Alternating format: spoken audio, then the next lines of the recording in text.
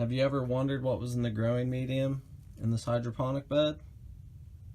Well, stay tuned and find out.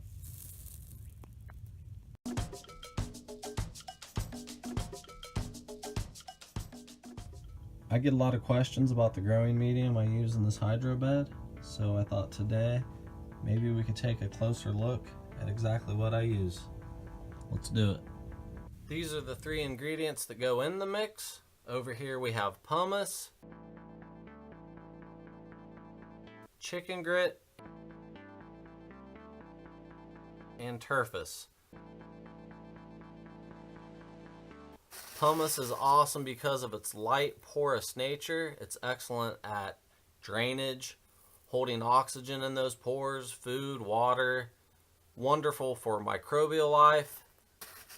Really good amendment. And then the chicken grit is a crushed stone. It's excellent at drainage, adding some weight, and it does hold a little bit of water on its surface. This is another good thing for microbial life. It's nice to have a good mix for them. They really appreciate it. And then the turfus is a calcined clay, and this is going to be what holds the majority of the water in the mix.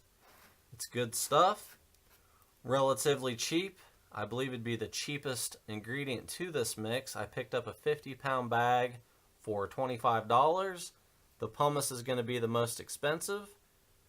I have to order my pumice usually. Sometimes I'll find it locally. You can get chicken grit at most feed stores. Just look around for that. And then the turfus, I get mine at John Deere supply stores. They're all over the U.S. You probably have one in your area. I had to drive about an hour to get mine, but it's totally worth it.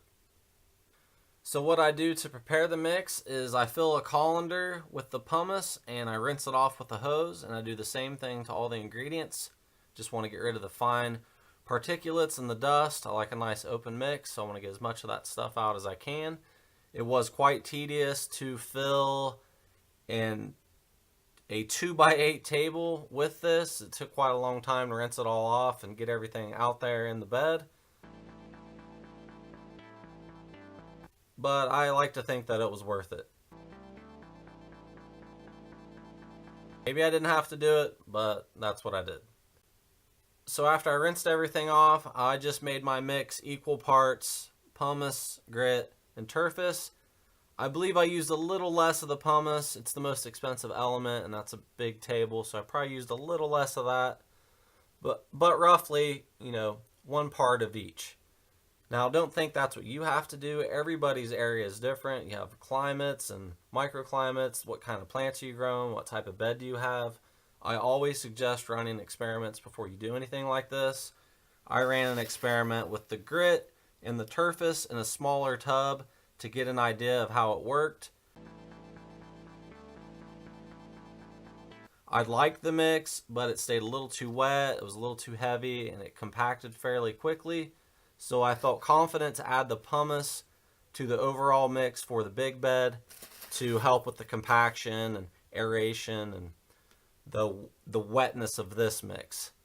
So I felt confident doing that. That's what I did. It's been a great mix for me. My only complaint is that it dries out too quickly outside, but that's, from several factors: the climate in the greenhouse, the types of plants that I'm growing, the depth of my bed,